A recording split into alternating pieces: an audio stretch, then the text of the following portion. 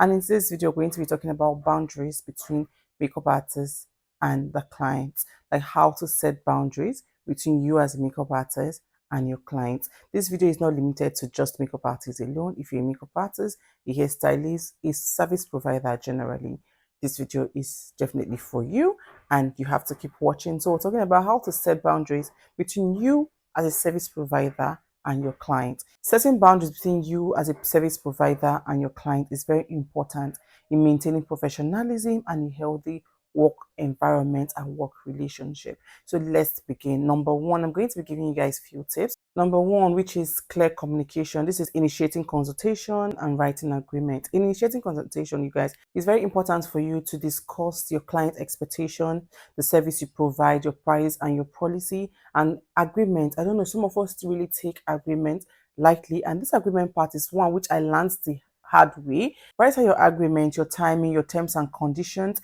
If there's any cancellation fee, lateness fee, your deposit fee, and the rest of them, make sure all those things are written in agreement. In my own case, I gave a client like a price and they paid without sending them agreement because I felt like, oh, we have a relationship, which is a mistake I made. I forgot that, okay, this person is still a client and I have to treat this person as a client. So I just, and went ahead to feel like, okay, we already have like a working relationship, no need to send this agreement, we already know what it entails. But that was a mistake I made, and you guys, it caused a lot of trouble, and this resulted to me losing a client, which I was not even happy about, but it taught me lessons. So always write down your agreement, your terms and conditions, your policies, your pricing. If there is any cancellation fee, you write it down and let them know. If there is lateness fee, you write it down. You tell them, if you come late from this period of time to this period of time, you are going to pay this amount or your appointment is automatically cancelled. So make sure you always write agreement, have your agreement down and send it to your client. Don't assume that your clients already know. Don't assume that your clients are not going to cancel or your clients are not going to come late. Always state in your agreement, have your terms and conditions and send them to your clients. Number two, professionalism. You guys, your behavior when you are working with a client, maintain your professionalism. Avoid sharing too much personal stuff or engaging in gossip, talking about another vendor, talking about another client, or talking about somebody, or maybe you bring up like a trending issue on Instagram and be like, oh, did you see that girl? Did you see what she did? Oh, I heard she did this, I heard she did that, I heard she stole. Avoid engaging in gossip when you are working on a client. Maintain professionalism. Be professional. Don't share personal stuff. Don't ask your clients about their personal life. If they don't share with you, do not engage. Do not ask them. Or if they come with a friend and they're discussing with your friend, if it's not your business or if they don't ask for your opinion, please do not share your opinion. Secondly, still under the behavior, still under professionalism, you guys, your dress code. Woo! Do you know some makeup artists just assume that, oh, we are makeup artists, so we can just dress anyhow, we're not professionals. Some even just like they're going for a party or something, and sometimes you go for home service, you go to people's houses, you don't just dress anyhow. Dress appropriately for the settings of the job. Dress like you're going for a job, just like you're going to work, you guys. You don't just dress like, oh, maybe you're coming from a party or you don't even sleep at home. Dress professionally, because whether we like it or not, they say do not judge, but whether we like it or not, you are addressed the way you dress. So dress professionally, dress like you're going for a job, dress like this is your source of income, because makeup artistry is not just a hobby, it is a job. So if you're going for a job, you're going to work, you won't just dress anyhow and go to work. Next is personal respect, you guys. Physical boundaries. When you're working, especially when you're working closely to a client, be mindful of their personal space, be mindful of their comfort level. Sometimes when you come close to them, when you come too close to them, they just watch their body language, and also make sure your hygiene is on point. Brush your teeth, spray your perfume, your deodorant, smell nice. Make sure you smell nice. Sometimes if you feel uncomfortable, you can always have like gum in your mouth to just give you that refreshing smell, because you're working closely to this person and this person is a human being. Please don't inconvenience that client. Make sure you always smell fresh and You're working closely to this person. Sometimes they talk to you, sometimes they communicate with you. So just be mindful of their personal space.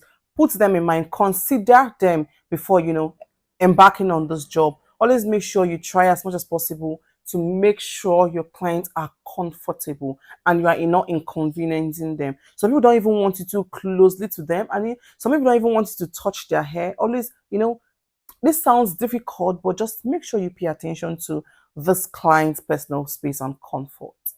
Next is managing expectations, you guys. A lot of us, like I believe 90% of makeup artists has experienced this. Yes, that's the word. Managing expectations. Please and please be realistic about your client's expectations. Be realistic about the outcome that you can get. Be realistic about what you can achieve. Because some clients, they'll tell you, I want to look like this, or I want this makeup on this person. I've had a client one time that came that she likes this makeup, the exact lip I did on this lady, that she want me to do it on her. And I told her, this lady is really, really light skin and you are medium skin tone or caramel. I think that's what I'll call it. But then I told her that this lipstick cannot appear the way it looks on her. That there is no way this is going to look this way, or maybe this look you did on this person, that they want it on themselves, and they are not the same skin tone, on they don't have the skin type, shade, or undertone. Be realistic about the outcome of what you are doing or what you will be able to achieve. Or some clients coming with someone else's makeup to tell you they want you to do a makeup like this, or a Pinterest picture that's obviously edited, and they're telling you they want you to make them look like this. It is not even possible. So you tell them, be realistic about the outcome, you guys. Tell them it is not possible. This picture is edited, so you cannot look like this, or you cannot look like this person because you are not the same complexion, or you don't have the same skin tone. So what I use on this person would not look the same on you, you guys. Or you tell them, I cannot do makeup like this. I've had a client that came with a look from another makeup artist, and I told her, I'm sorry, ma, I don't know how to do makeup like this. There is like a catalog that you went through, which is my Instagram, and you saw the kind of makeup I do, and you booked me and you asked me to do makeup like this. I'm sorry, ma, I don't know how to do makeup like this. I don't even know how to achieve this result. Please be realistic to avoid, you guys. Next is payment policy. A lot of us don't like talking about money, but it is a very important topic to discuss. Be very strict with your payment policies, no matter how close you think you are to that client. Please be strict with your payment policies. If you collect payment upfront, make sure you are strict with it. You tell them you have to book a certain percent amount to book your appointment. If not, this date is open for other clients. Because trust me, you guys, you might say, okay, this person is a returning client, this person don't have to pay. Of course, we make exceptions for some clients, which I also do. I won't deny that. I make exceptions for some clients, but you guys, make sure you are straight, because this is your business. This is your business. If you collect payment upfront, tell them politely, I collect payment upfront. You have to make payment to book, because trust me, guys, they might cancel on you. Things happen. It might not even be their fault, but they might cancel on you. There's still a possibility that they can cancel on you. And be also strict with your cancellation fee. If you have a cancellation fee, you guys, I said this earlier in this video, I learned the hard way, which even cost me a client, and it's not going to happen again because I've learned my lesson. I don't want you guys to go through this. Please be strict with your cancellation policy. If you have a cancellation fee, if you have a time delay fee, be strict with it and make sure all your clients abide by that rule. It just makes things really, really easy. Next, there is something we call off-limit topics. You guys, ensure you stay off the off-limit topics. We know what the off-limit topics are. There are some clients, this might even be clients trying to get personal with you, trying to ask you some questions. Just make sure you are steering the conversations off, politely steering it off where she's trying to take it to. And you too, as a service provider, please make sure you stay off your client's personal life. You might have heard that, okay, this client is going through a divorce, or this client is having problem with her marriage, or this client is having problem with her business, or she has been having health issues or something, they might not want to talk about it.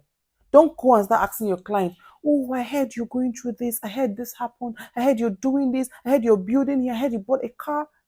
Please stay off those personal topics.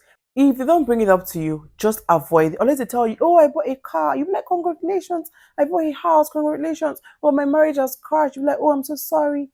But if they do not bring it up to you, please just stay off it. Next is defining your ability. Some clients always ask for more. Define your work ability. Always define your ability. Clearly state the hours that you can work for. If you cannot do 4 hours, tell them you cannot do 4 hours. Maybe you already have bookings and this client is trying to book you for 4 hours, which is obviously going to clash with the other bookings that you have. You tell them, I'm sorry, I'm only available for 2 hours. Always define it. Some clients always ask for more. Sometimes if you go for home service, they tell you, please help me put on my dress. Can you help me pick which outfit to wear? I'm not saying you cannot assist your client. I'm not saying you cannot be of help. But if this is exceeding your work hours, then you know that you cannot do it. Always tell your client, sorry, I cannot work on weekends. If you cannot work on weekends, be specific.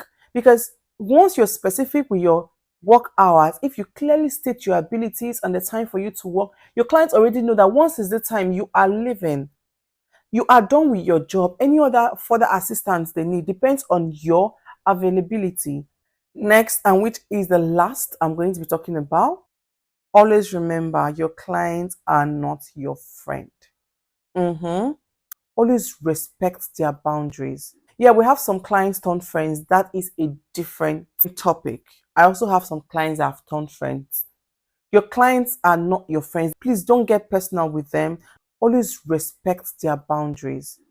If you guys meet and there is already like a relationship, you guys talk, gist, and the rest of it, always make sure it's what they are comfortable with. Because your friends, you can always persuade your friends to tell you what is wrong with them. You can always persuade your friends, open up to you, but it's different with your clients. So don't start getting personal. Don't start trying to poke nose into their business. Don't do it, you guys.